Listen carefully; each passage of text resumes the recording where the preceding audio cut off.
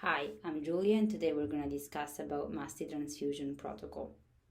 So what is a mast transfusion protocol? It's the transfusion of a large amount of platelets, plasma and red blood cells in a fixed ratio, usually 1:1:1 or 1:1:2, to try to mimic whole blood replacement. Mast transfusion is generally defined as whole blood volume replacement within 24 hours. We need to remember that the mast transfusion protocol is not standardized, so the practice changes from every hospital. So every hospital will have its own protocol. Okay, so what is the emergency? Why do we need to talk about it? Seems obvious, right? It's a response to life-threatening bleeding, so the patient is bleeding to death, so we need to be quick about it. We need to be effective also about it, which means that we have to address the patient's need for blood volume, oxygen transport, and hemostasis. So there are different things that we need to address. And again, why do we need to actually balance red blood cells, platelets, and plasma? The fixed ratio helps to avoid a clinical trial that usually happens when we give a lot of blood to a patient, which is basically acidosis, hypothermia, and coagulopathy. How do we decide who needs MTP? Which ones are the criteria? There are many prediction tools, but actually in the non-trauma, non-surgery world, the most important factor will be the clinical assessment. So our clinical reasoning when we see the patient. So every patient that keeps being hemodynamically unstable, even though we're giving him blood transfusions, everyone that's needing 3-4 blood transfusions but keeps bleeding.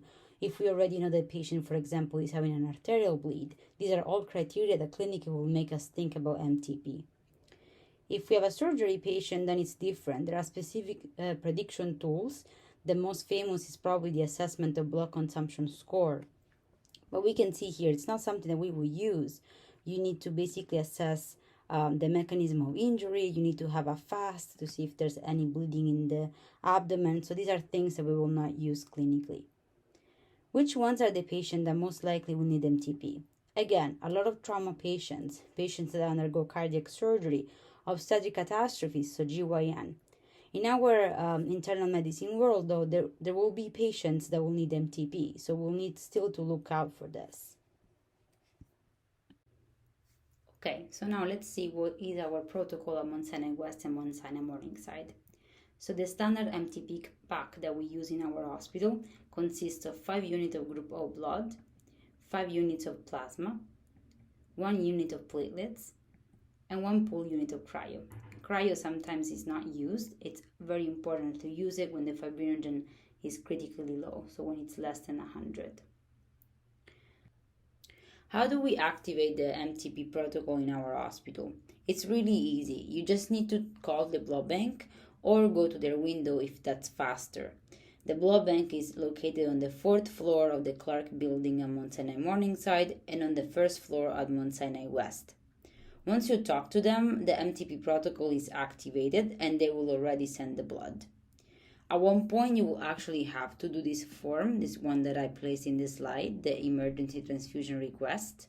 However, you don't need to do it in the emergent situation. So you can stabilize the patient, you can do the MTP in full, and then later you can fill the form and send it to the blood bank. All right, so let's go quickly over the management of these patients. First of all, every patient that needs an MTP will also have 2 large bore IVs or a cordis, which is this very short but also very large line that will deliver blood fast. Warming device and pressure bags for the blood usually will come with a machine that delivers the blood. And then the patient will have to be monitored, which usually happens in the ICU. So what are our targets for the resuscitation? So first of all, vital signs. So the MAP of the patient should be around 60 or higher if he or she has hypertension at baseline. The temperature should be more than 35. And then we have ABG, CBC, and coags goals because we will, of course, monitor the patient very often. They will have to basically be normal, so a normal pH, a lactate less than 2.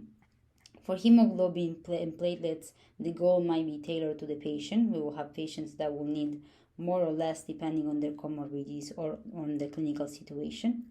Coags should be normal. Fibrinogens, as we said before, will usually be more than 100 or more than 150. which will also basically help us decide if we need to give cryo. Monitoring, again, very similar to what we just said. So we will have vitals most of the times with a line in the ICU, pulse ox, temperature, urine output, frequent EKGs, frequent ABGs.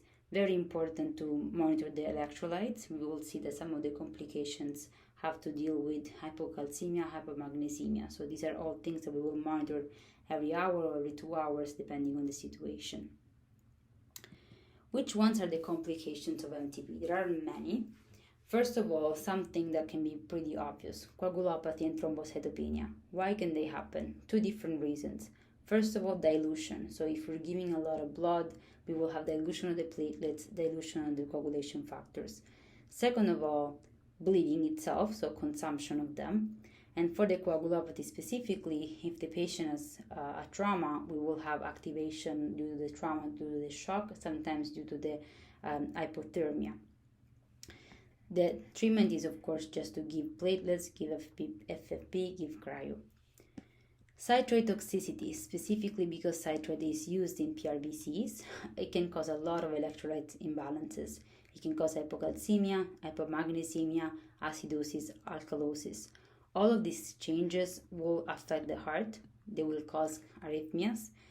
Second thing, very importantly, hypocalcemia can also cause myocardial depression. So sometimes this patient will develop hypotension and will not respond to the blood transfusion itself or the crystalloids.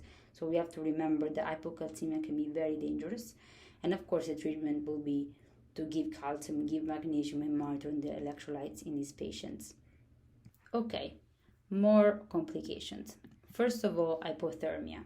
Pretty uncommon because blood usually is given with blood warmer. Hyperkalemia. It can happen sometimes in trauma patients because of the hemolysis, but usually in non-trauma patients, which is our situation, is uncommon because it just happens if the blood that we give is stored for many days. So it's usually a blood bank problem that we'll try to avoid. The most important medicine complications are TACO and TRALI. So TACO is due to a rapid transfusion, overzealous transfusion. In these patients, we will have development of shortness of breath, pulmonary edema. So we have to block the transfusion. This is the most important part. And then usually the patient will need diuretics. Sometimes they will need oxygen. Sometimes they will need to go to the ICU. So that will depend on the clinical situation. Second most important complication is TRALI, which is mostly an inflammatory response. It usually happens 1 or 2 hours after the transfusion, sometimes even more hours. So we do need to block the transfusion if we're still giving blood, but sometimes the MTP will be already completed. So in these patients, we will have to support the hemodynamics. They might need crystalloids, they might need pressors, but we know that they will not respond to diuretics. This is a table that I took from UpToDate, and you can use it to quickly see the differences between TRALI and TACO. So now let's discuss about the last possible complication of MTP, which is hemolytic transfusion reactions. We have acute and delayed hemolytic transfusion reactions. So acute hemolysis is pretty rare during MTP because, as we said earlier, the blood bank will give you type O blood. So it's pretty unlikely that you will have an MBO mismatch. Of course, if the patient has a type N screen already, then the blood bank will give you the blood specific for that patient. Delayed hemolysis can still happen because it doesn't depend on the ABO system, but it depends on the RH system. They happen days to weeks after the blood transfusion, so sometimes we actually have to think about it because we might not have a correlation with the timing of the MTP. It can still happen even if the patient receives type O blood, because if the patient, for example, receives O positive blood and then he has anti-D, then he will clearly have a reaction. But he will also have a reaction if he receives type O negative blood, if he actually has other types of antibodies, which are less likely, rare usually, but anti-C, anti-E, they can still happen sometimes, specifically in patients that had received transfusions in the past. And this type of reaction are usually delayed because they are less strong than an actual acute hemolysis situation. So this is the end of our talk. Thank you so much for staying with me. Our take-home points are the most important things that we discussed about. So the fixed ratio of the MTP, the frequent monitoring, especially of the electrolytes, and the severe complications that are TACO and TRALI. If you want, you can use this handout, which can be easily printed and can stay with you on floors if you ever have to take care of patients that will need MTP. Thank you again, guys.